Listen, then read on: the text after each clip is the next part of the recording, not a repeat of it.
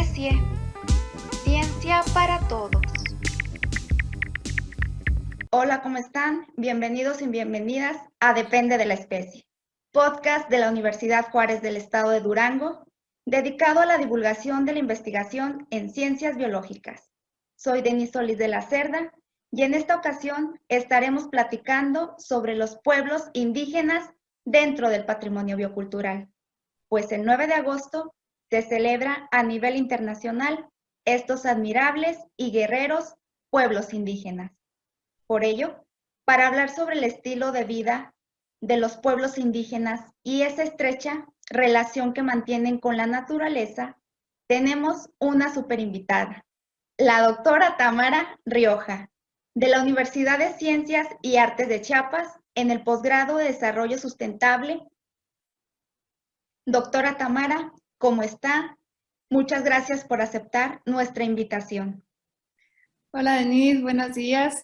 Es un gusto para mí estar participando aquí con ustedes, con un podcast que creo que es muy importante para la divulgación de la ciencia, no solo ahí con ustedes en la UJEL, que además es mi alma mater en biología, sino con todo, ¿no? Todos los chicos, es lo padre de este tipo de programas que se pueden compartir por medio de las redes sociales y que pues llegan a muchísima gente, ¿no? De todas las edades. Entonces, para mí es un gusto poder platicar con ustedes y hablarles un poquito de la experiencia que yo he tenido trabajando con diferentes comunidades de pueblos originarios, de comunidades indígenas en nuestro país, y pues decir la experiencia que he tenido al trabajar con ellos, ¿no? En mi área, que es obviamente la biología. Al contrario, un gusto tenerla con nosotros. Antes de comenzar, les contaré que la doctora Tamara estudió la carrera de biología en la Facultad de Ciencias Biológicas, antes conocida como Escuela Superior de Biología de la Universidad Juárez del Estado de Durango. Además, es cofundadora de la organización sin fines de lucros, OICOS, Conservación y Desarrollo Sustentable desde 2007. Ha dedicado su carrera a estudiar mamíferos.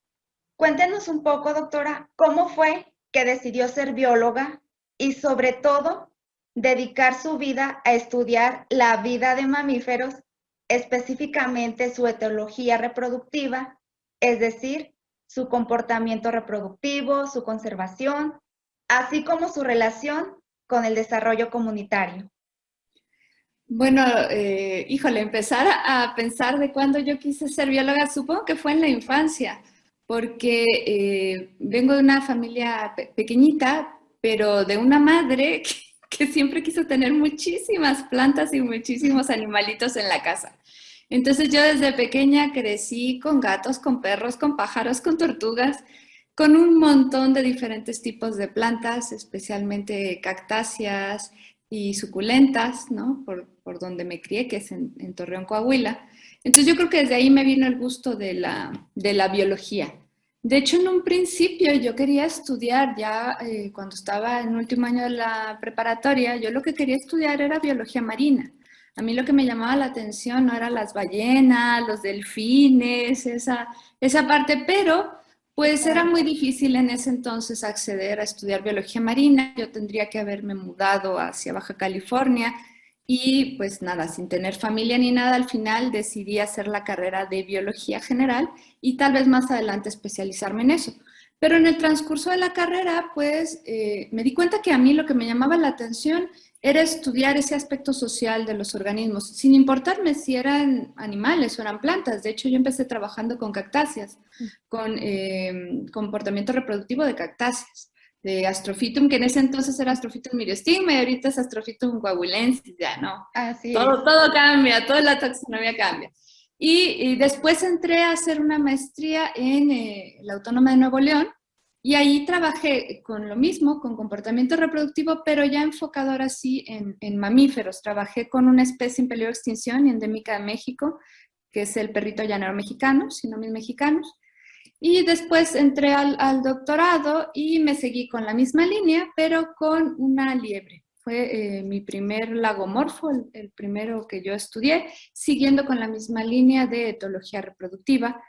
Pero ya desde la maestría estaba yo relacionando el efecto que tiene la actividad del hombre sobre la etología reproductiva de estos organismos. Y finalmente, ahorita ya que soy profesor investigador acá en la UNICACH, y que he trabajado con diferentes colegas, formo parte de diferentes redes de investigación, de un cuerpo académico consolidado que se llama Sustentabilidad y Ecología Aplicada, y tenemos diferentes líneas de investigación en las que pues yo estoy ya incursionando desde el 2009. Entonces, actualmente trabajo ecología vegetal, sobre todo enfocada a esta parte reproductiva, pero también ecología animal, y en ecología animal sigo trabajando con etología reproductiva, pero además he ido abriendo las puertas y estoy trabajando desde, te digo, el 2009 con ecología de paisaje, efecto antropogénico y de cambio climático sobre ecología de paisaje de mamíferos, pero también de aves, de reptiles e incluso de insectos. De hecho, tengo por ahí algunos trabajos con odonatos. Entonces, ese ha sido como mi rumbo. Y cuando me empecé a acercar a trabajar con las comunidades originarias o los pueblos originarios, bueno, creo que fue a partir del doctorado realmente, porque en el norte la verdad es que no teníamos mucho acceso, ¿no?, a los pueblos originarios, eso lo sabes más tú ahorita que yo, pero realmente habemos más población mestiza en el norte que en el sur. En cambio, cuando llego a estudiar el doctorado aquí en Chiapas, en los Altos de Chiapas, en San Cristóbal de las Casas, pues me encuentro con que la mayoría de la población es de alguna o de otra etnia indígena. Por ejemplo, yo aquí en San Cristóbal convivo con personas de origen celtal y de origen tzotzil sobre todo, pero tenemos tojolabales, tenemos otro tipo de etnias, todas provienen de la gran etnia maya. Y cuando yo empiezo a estudiar el doctorado, empiezo a trabajar con comunidades no de Chiapas, sino del Istmo de Tehuantepec en Oaxaca, que son también comunidades originarias, son pueblos originarios, y ahí trabajo con dos diferentes etnias. Por un lado los zapotecos, y por el otro lado trabajo con guaves, o también conocidos como mareños. Entonces esa sería realmente la forma en la que me fui acercando a trabajar con estas comunidades, y que además me di cuenta que era indispensable. Algo que me llamó mucho la atención de esta invitación es el título, ¿no?, de la plática, y que es el patrimonio biocultural. Así es. Sí, y es que el patrimonio biocultural es bien interesante al momento de que hablamos de la conservación de nuestros recursos naturales, de nuestra flora, de nuestra fauna, porque el patrimonio biocultural pues es ese conjunto, ¿no?, de conocimientos, de prácticas, de la propia cultura, de la cosmovisión que tienen estos pueblos originarios y que nos permite conservar. ¿Por qué es tan importante esto? Bueno, porque de acuerdo a la WWF, de acuerdo a la UNICEF, a la UNESCO, a la propia ONU, el 86% de nuestros recursos naturales en todo el mundo están bajo resguardo de estas comunidades, bajo resguardo de estos pueblos originarios, de estos pueblos indígenas en todo el mundo. Entonces, claro, el patrimonio biocultural es lo que ha permitido, ¿no?, la conservación de estos recursos, y que nos permite a nosotros, que tal vez estamos fuera de esta cosmovisión, entender cómo lo han hecho, entender estas prácticas, ese conocimiento empírico que han tenido a lo largo de los años, y irlo empatando con nuestro conocimiento científico, ¿no?, para buscar mejores acciones de conservación entendidas en su concepto más amplio como un manejo sustentable de estos recursos. Y eso es lo interesante, doctora. Uh-huh. Más adelante va a seguir hablando de ello a grande rasgo. Uh-huh. Mientras, sabemos que tiene una línea de investigación súper interesante, que es la sustentabilidad y ecología aplicada. ¿Nos puede contar un poquito qué es esto y qué impacto tiene en la naturaleza y en la sociedad? Sí, ¿cómo no? Bueno, básicamente la ecología aplicada se refiere a todo este conocimiento ecológico, incluyendo ecología de poblaciones, ecología de comunidades, sin importar si es flora o si es fauna o cualquier otra cosa, pero que tiene una aplicación práctica, ¿no? Por eso se llama aplicada, es decir, ya no nos quedamos meramente en la parte teórica de la ecología que nos hablan. No sé, pensando otra vez en mis líneas de la teoría de juegos, por ejemplo, para la etología reproductiva, o en cualquier otra de las teorías de nicho, ¿no? Ámbito hogareño, sino que ya bajamos ese conocimiento para hacerlo aplicado, para que sea un conocimiento práctico que pueda ser utilizado y reproducido por las personas que habitan con esa flora o con esa fauna, sin importar si son comunidades originarias o no, es un pueblo rural o inclusive en las ciudades, ¿no? Es decir, que este conocimiento sea un conocimiento práctico para que todos nosotros podamos utilizarlo y podamos manejar de forma sustentable nuestros recursos. Por eso la parte de sustentabilidad, lo que nos interesa y lo que realmente interesa a la biología de la conservación, pues es que estos recursos, esta flora y esta fauna permanezcan a lo largo de las siguientes generaciones por diferentes motivos. Se podría decir que está el motivo del mero conocimiento, ¿no? De esa curiosidad que tiene el ser humano por conocer todo lo que nos rodea, pero básicamente es por la necesidad. El ser humano no podría existir sin la flora, sin la fauna, sin el aire, sin el oxígeno, sin el agua que nos estamos acabando, ¿no? Entonces, por eso decidimos que nuestro cuerpo académico siguiera esa línea de investigación. Nos permite realmente hacer cosas prácticas que tienen un impacto directo en las comunidades locales en las que estamos trabajando. Suena súper interesante y además la biología es súper amplia. Te permite hacer diferentes trabajos desde diferentes enfoques. Entrando un poquito en el tema, he leído algo sobre los trabajos de investigación que realiza y me parece muy importante la parte en la que se involucra con los pueblos indígenas, como en el caso de zapotecos y guaves correspondientes al estado de Oaxaca y zoques en Chiapas.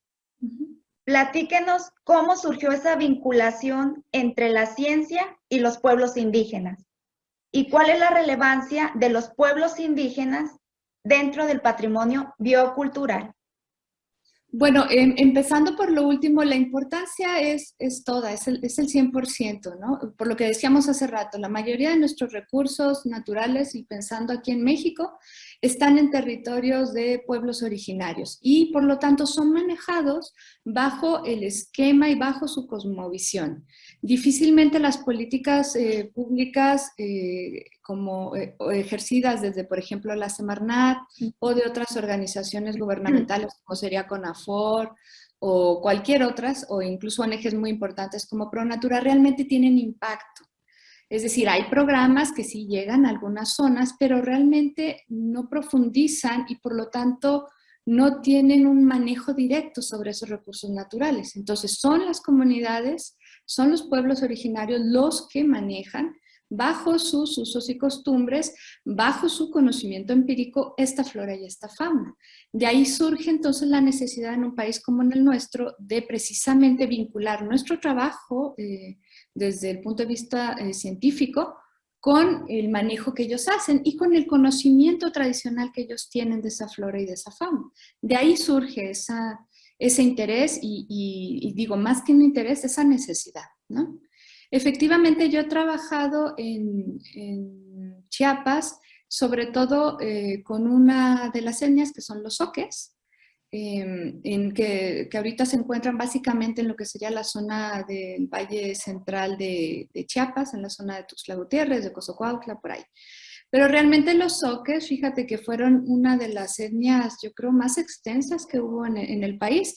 La distribución original de los zoques iba desde el sureste de Veracruz, el sureste también de Tabasco, o la mayor parte de Chiapas, hasta Guatemala. Después de invasiones mayas, de invasiones de los aztecas por ahí del 1400, pues el territorio se hace más pequeño y pues entonces empiezan a tener menos influencia, ¿no? Es muy interesante la comunidad zoque porque hoy en día difícilmente alguien habla la lengua zoque. Hay palabras que se conservan, pero difícilmente hoy en día la gente, insisto, habla la lengua zoque.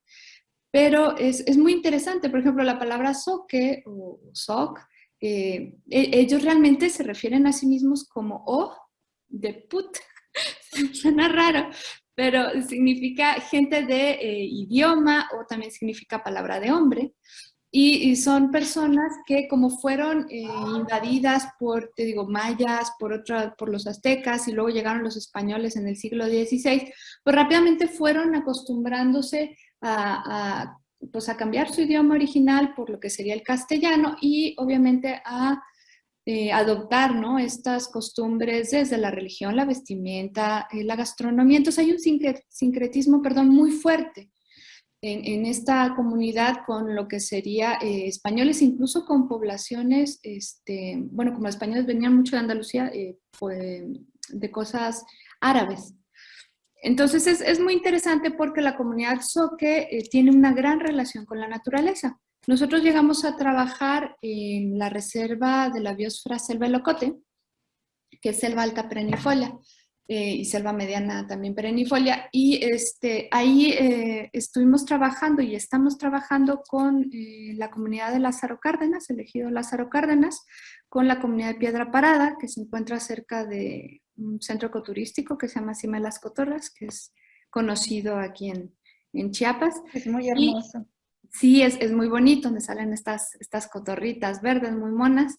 Y trabajando con estas comunidades hemos hecho varios ya proyectos desde ecoturismo, pero también proyectos para ver cuál es la ecología del paisaje en la zona, cómo se ha ido fragmentando este paisaje, ¿no? Estas selvas, cómo se han ido fragmentando con zonas agrícolas, con zonas ganaderas, con algunas poblaciones, y cómo esta fragmentación ha ido afectando, por ejemplo, patrones de actividad de mamíferos medianos y grandes. De hecho, ahorita tenemos un chico que está haciendo su tesis de doctorado ahí en Lázaro Cárdenas y está precisamente viendo esta relación, ¿no?, de efecto de paisaje, de fragmentación de paisaje, sobre lo que serían patrones de actividad de, digo, mamíferos grandes, como serían todos los felinos que se distribuyen en la zona, incluyendo el jaguar y el puma, y mamíferos, pues eso, más pequeños, mamíferos medianos, no pequeñitos como roedores, porque ya es más difícil. Y bueno, porque estamos trabajando en un terreno muy complicado, es un terreno de una topografía muy difícil de caminar, que tienes grandes subidas y bajadas, no puedes pisar así muy tranquilamente, porque son piedras que están sueltas, ¿no?, enredadas en estas grandes raíces. Entonces, es muy interesante. Y de esa comunidad de los Zoques te puedo decir que es una estrechísima relación con la naturaleza. Es decir, es gente que se dedica sí a la agricultura de temporal, sí a la ganadería extensiva y pues muy pequeña, la verdad, pero que tienen esta relación, por ejemplo, de cacería de fauna silvestre, tienen esta relación de uso tradicional de plantas para cuestiones maderables, cuestiones medicinales, de alimentación. Entonces hay un gran conocimiento tradicional de la flora y de la fauna local que es la que le permite vivir, ¿no?, a estas comunidades realmente. O sea, aquí no hay nada de infraestructura, no hay nada de desarrollo industrial, ni mucho menos, ¿no? Entonces la relación es directa, muy, muy directa. Para no ir o no extenderme mucho más, lo podemos checar en sus tradiciones, ¿no? Por ejemplo, la comunidad de Ocosocuautla de Mendoza es muy famosa, es una igual comunidad zoque, y es muy famosa por el festival o el carnaval Zoque Coiteco. Y haz de cuenta que este carnaval gira en torno a la naturaleza. Es un carnaval en el que se da gracias al Padre Sol, que en la lengua zoque es Tajaj Jama, y el Padre Sol se le da ese agradecimiento pues para tener buenas y abundantes cosechas. Entonces hay una serie ¿cómo se llama?, como de desfiles que salen de casas que son las famosas cohuinas, son la casa del jefe. Cohuina es una palabra también zoque, y entonces de aquí salen un montón de personajes que es donde ves el sincretismo con la cultura española, con la cultura árabe y la cultura zoque. Tienes personajes como el Mahoma de cabeza de Cochi. Cochi es cerdo. Tienes el caballo, Mahoma Goliat, el David, tienes a los chores, que son los buenos, los soldados, que son los malos. Y entonces es como una lucha entre el bien y el mal, donde tienes algunos otros danzantes y danzas típicas como la danza del tigre, que realmente es el jaguar. Entonces, si te fijas, es una relación muy, muy fuerte con la naturaleza. Ese sería el caso de la comunidad Zoque, que es la que está aquí, te digo, en el centro de Chiapas, y con la que hemos tenido oportunidad de trabajar aquí. Y eso es lo interesante también, que los grupos indígenas mantienen esa identidad, su propio estilo de vida, sus costumbres, tradiciones. Sí, sí, sí, sí. Lo mantienen, y eso que fíjate que desgraciadamente va uno viendo, ¿no? Y digo desgraciadamente porque si fueran cosas buenas, pues está muy bien, pero va uno viendo que, por ejemplo, en el caso de las comunidades huaves, en el Istmo de Tehuantepec, en Oaxaca, vamos viendo que en la mayoría se va perdiendo el idioma, se va perdiendo las costumbres, porque claro, hay más relación, ¿no? Con los que somos mestizos, porque hay mayor apertura de caminos, porque llega la industria eólica o llega la industria petrolera. Entonces, claro, esto va haciendo que se cambie todo, ¿no? Esa cosmovisión que tienen y vaya pues moviendo, ¿no? Los asentamientos y vaya la gente migrando, por ejemplo. Entonces eso es, pues es un poco triste, ¿no? Porque, te digo, van perdiendo. En el caso de los zoques, pues yo la verdad es que casi no conozco gente que hable zoque. Sí conocen sus palabras, pero casi ya nadie habla. Entonces eso es muy triste, que es un poco diferente a lo que vemos en Oaxaca, por ejemplo, con los zapotecas, que ellos conservan muchísimas tradiciones y si quieres, al ratito te hablo un poquito más de eso. Muy bien. Sí, pues México es un país que posee numerosos e importantes pueblos indígenas, como lo mencionaba, cada uno de ellos con su propio estilo de vida, identidad. Y pues ahora nos platica usted más a detalle los pueblos indígenas, específicamente el estado de Oaxaca y Chiapas, ya desde su experiencia de vida personal, pues ya nos ha mencionado cómo la relación que mantienen los pueblos indígenas con la naturaleza. Y además, algo importante, ¿cómo es la vestimenta de estos grupos indígenas? Ok, bueno, esto es muy interesante porque generalmente uno piensa que la vestimenta de las comunidades indígenas aquí en México, no sé en otros lugares, pero aquí en México, uno tiende a pensar que esa es la vestimenta original, ¿no? Y realmente no.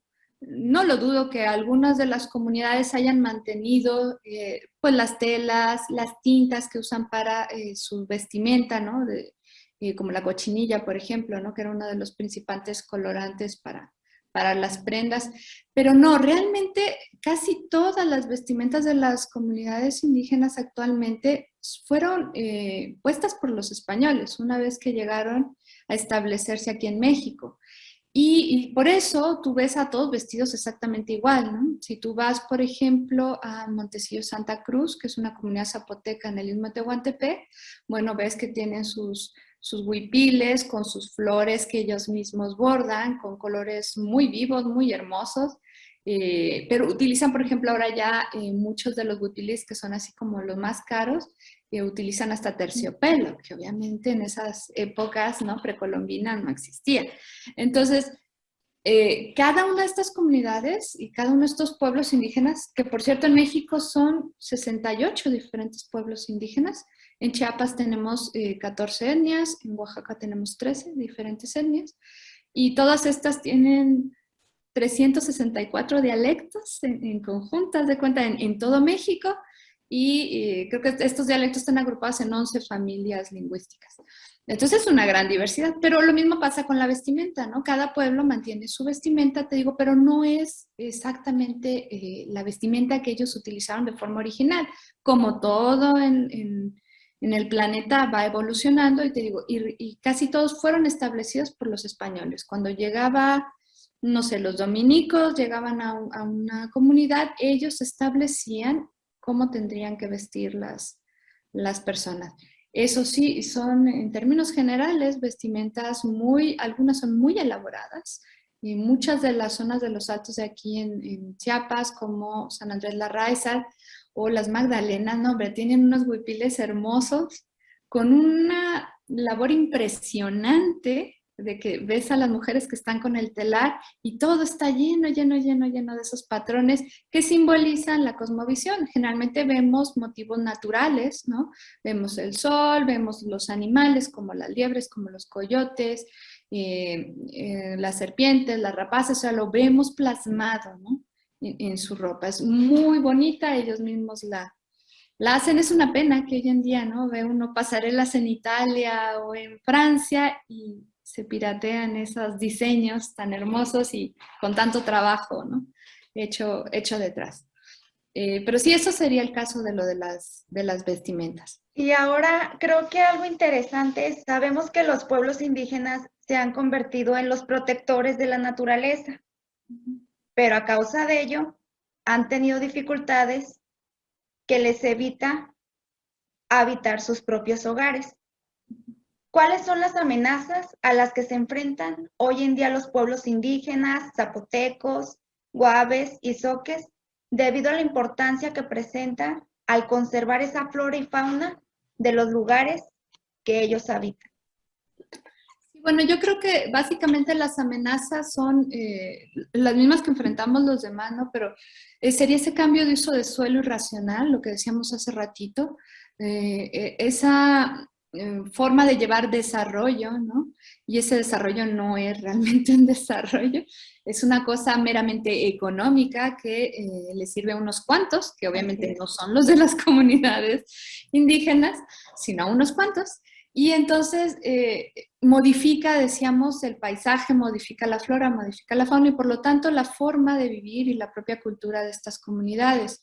Casos específicos, mencionaba ya hace rato los parques eólicos en el Istmo de Tehuantepec en Oaxaca, que han destruido hectáreas y hectáreas para establecer estas turbinas que uno las ve y dices, pues es energía limpia porque no estás generando CO2, pero no, ¿no? Realmente la manufactura de estos grandes ventiladores genera mucho CO2, la instalación genera mucha destrucción y el funcionamiento de las mismas, bueno, pueden generar problemas sobre todo a aves y murciélagos, esto ya está documentado en artículos científicos, pero además no están generando nada de economía, ¿no? A las comunidades locales. Es más, no generan ni energía para ellas. Esta electricidad se va directamente a las ciudades, que tal vez puede ser una Juchitán, pero realmente van para el centro de México. Y las comunidades que están ahí, que han rentado sus tierras para que puedan poner estos ventiladores, no ven ni un peso. Las rentas son muy baratas, o sea, te estoy hablando de que pueden llegar a rentar su terrenito que les corresponda a cada familia por 30 años y les dan una baba, 10,000 pesos o 20,000 pesos por 30 años. O sea, es ridículo. Entonces, esa es una amenaza muy seria en el Istmo de Tehuantepec. Otra amenaza podría ser estos grandes proyectos de desarrollo nacional que han venido desde antes. Yo no voy a hablar mucho de política, pero vienen de sexenios atrás, continúan en este sexenio con un poco más de prudencia que los anteriores, pero no sé, como desde el Plan Puebla-Panamá, ¿no? Esta parte que es tan importante, el Istmo de Tehuantepec, que nos junta, ¿no? La comunicación del Océano Pacífico con el Atlántico, pues eso es mucho dinero, ¿no? Para la industria nacional y extranjera. Entonces, estos proyectos pues, pueden generar muchísimos, muchísimos problemas para la zona si no se hacen de forma adecuada, si no hacen a una escala más bien pequeña y prudente, ¿no? Insisto, no generan realmente calidad de vida a las personas ahí. ¿Qué otros cambios? Bueno, son propios cambios ya que se generan en la zona por también un poco de desconocimiento científico. Aunque ellos son ricos en conocimiento tradicional, conocimiento empírico, ciertamente nosotros también como científicos tenemos ciertos conocimientos que ellos no poseen y que falta. No falta esa comunicación ahí. Esto nos genera problemas, por ejemplo, como cambios de usos de suelo que terminan en deforestación y terminan finalmente en erosión del suelo. Por ejemplo, aquí en la zona de los Altos, uno cuando va de Tuxtla Gutiérrez a San Cristóbal, puedes ver todos esos hermosos cerros que antes tenían vegetación de pino encino, bueno, están devastados, ya tienes piedras, porque las comunidades se dedican al cultivo de la milpa, que en sí es una forma muy sustentable de hacer agricultura. La milpa consiste en maíz, pero también en frijol y en otros diferentes cultivos, en rotación de cultivos, y sí en un proceso de tumba y quema, ¿no? De rosa tumba y quema, que es quemar el sitio para que... ¿Cuál es el problema? El problema es que cada vez somos más, o ellos cada vez también son más. Y hay también falta de conocimiento científico, que les digan, ¿sabes qué? Tal vez antes te funcionaba porque eran menos personas, pero ahora son más personas. Y entonces lo que estás haciendo es que ya no dejas los tiempos de descanso como eran antes, los vas acortando los tiempos y estás erosionando tu suelo. Aquí es donde falta, ¿no? Que el científico se acerque bien y les diga, miren, yo tengo este conocimiento de cómo puedes mejorar tu suelo para que no tengas que estar haciendo esto, ¿no? Y no vayas a terminar con un suelo pobre que ya no te va a servir a mediano y a largo plazo para cultivar. Y termines yéndote del sitio y por otro lado destrozando, ¿no? Ese ecosistema. Entonces, ese sería otro, el cambio de uso de suelo sin un buen manejo. Ese sería, y obviamente el cambio climático antropogénico, es decir, ¿no? Todos esos gases que estamos generando, ese efecto invernadero que está cambiando nuestros patrones de lluvia, por lo tanto, las actividades productivas locales cambian, ¿no? Y a veces no están a la par. Aquí, por ejemplo, se empezaba la quema de los cultivos el 3 de mayo, si mal no recuerdo, el 1 de mayo, que en teoría era cuando empezaban las épocas de lluvia, pero ahora vemos que queman desde febrero.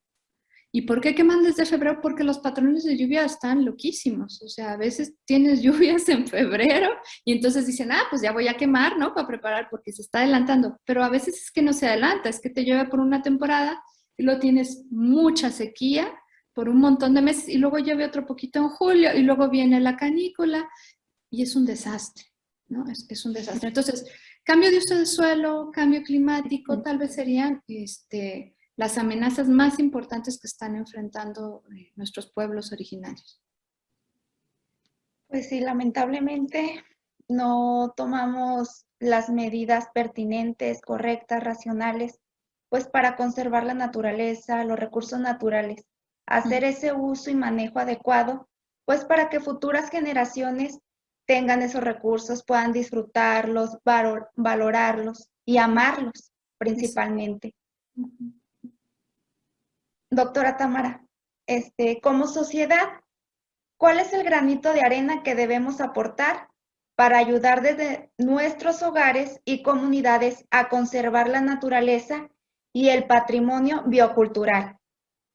Bueno, yo creo que desde nuestra propia casa, lo que tendríamos yo creo que hacer es volver a esa educación ambiental, a esa cercanía con la naturaleza, para entender que nuestro día a día afecta muchísimo y que nuestro día a día yo creo está siendo totalmente opacado por el consumismo.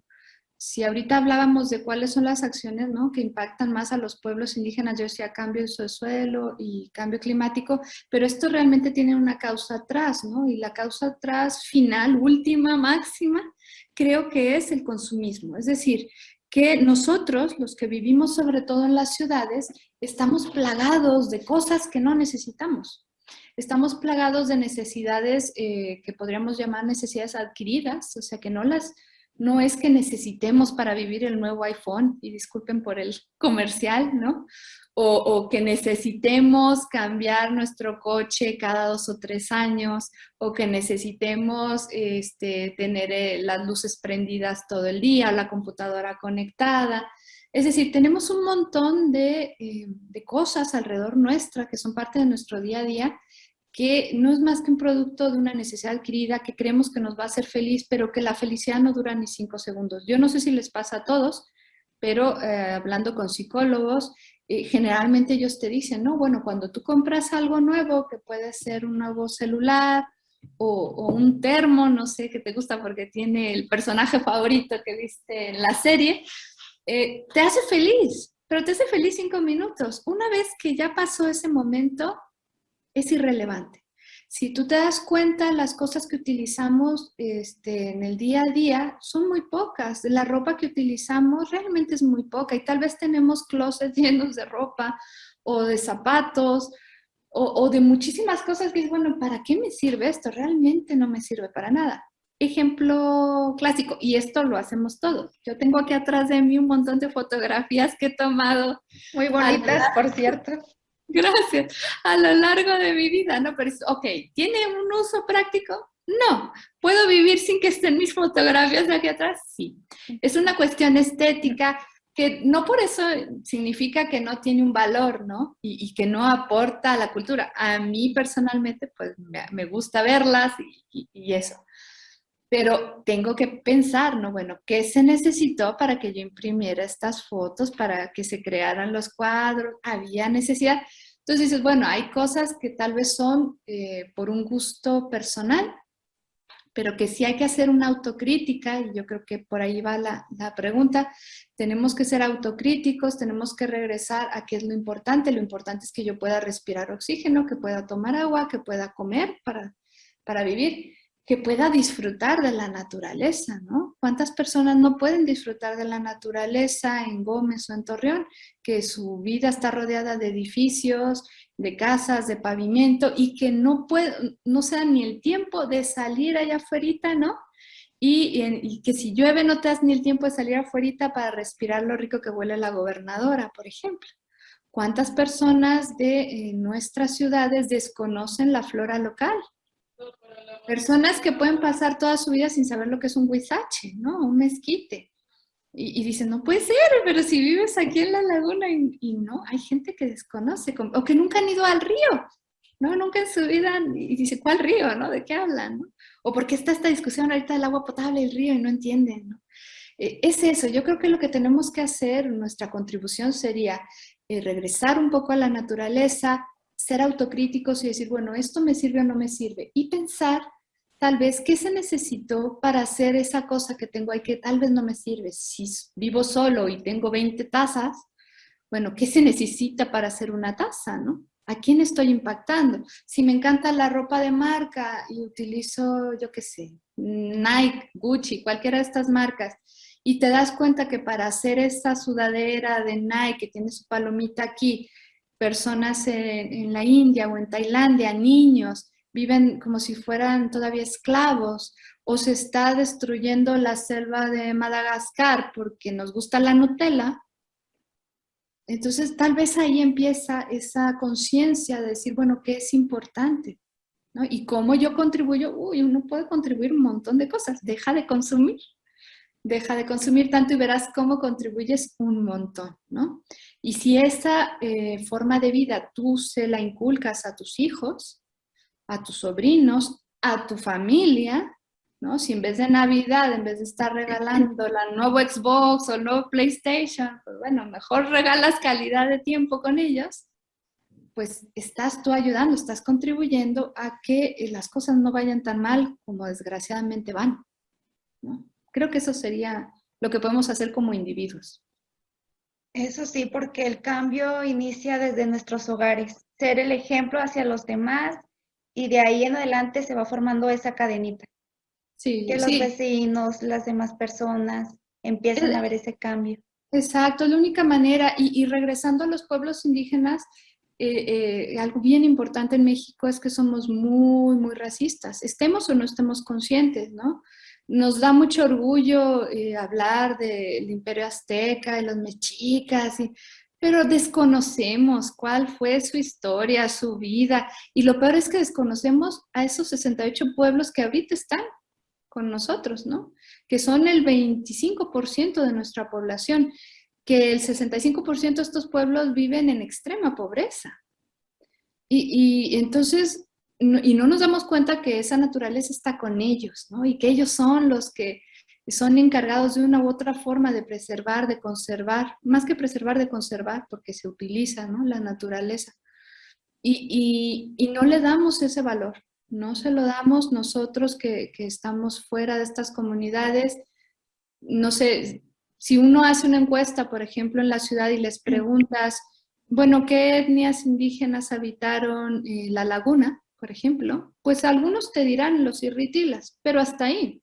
Casi nadie sabe que Coahuila tuvo una gran tradición cheyenne y que todavía existen comunidades cheyenne en el norte de Coahuila, por ejemplo.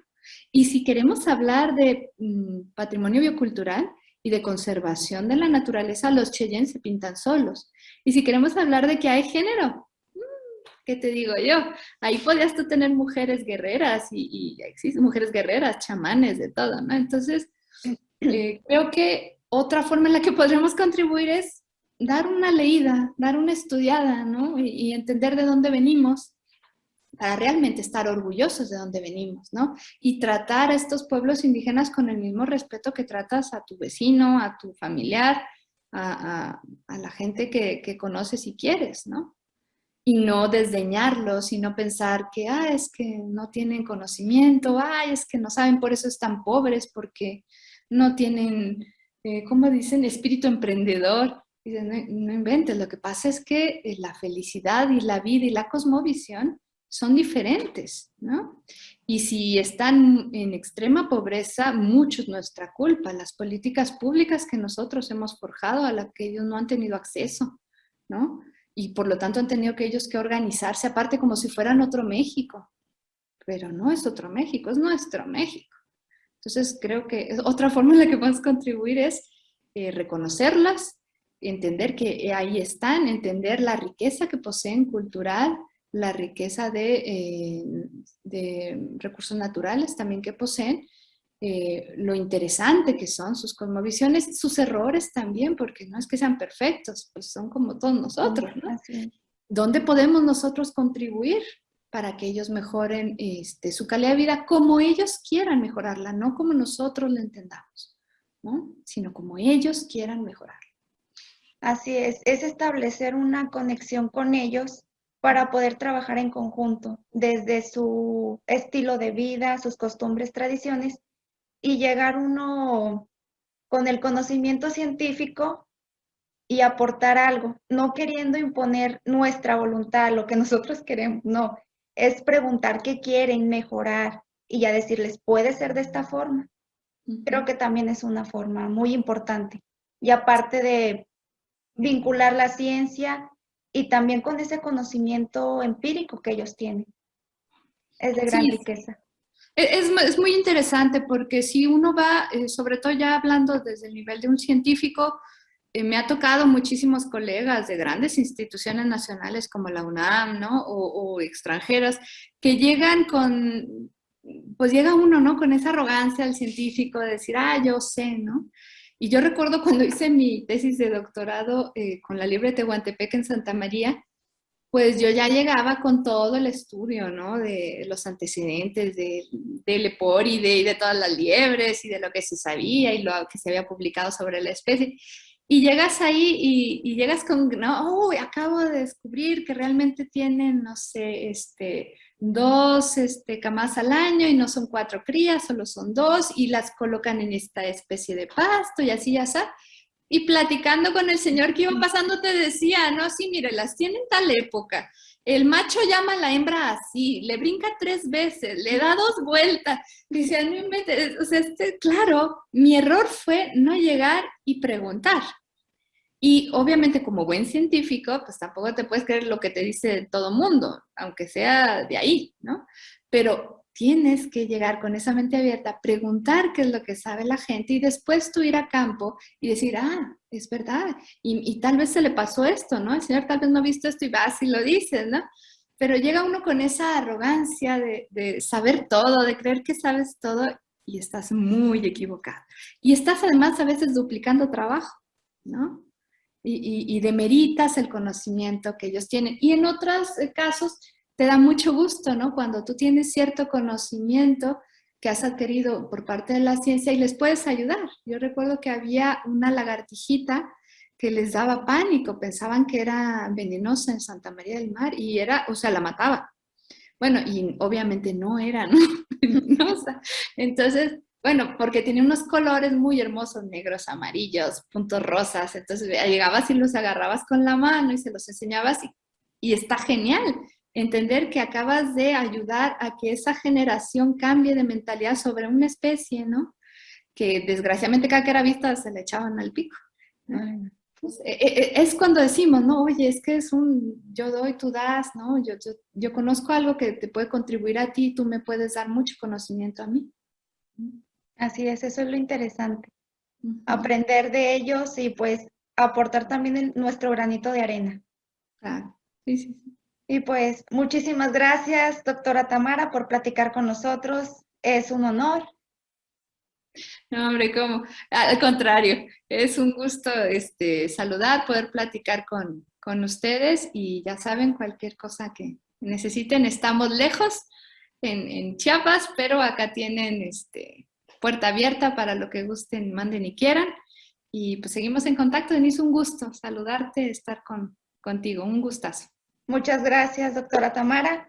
No, De hombre. parte de todo el equipo de Depende de la Especie, deseamos que ustedes y sus familias se encuentren muy bien, cuídense mucho, no bajemos la guardia, quédense en casa y mientras disfruten el contenido de Depende de la Especie en todas nuestras redes sociales.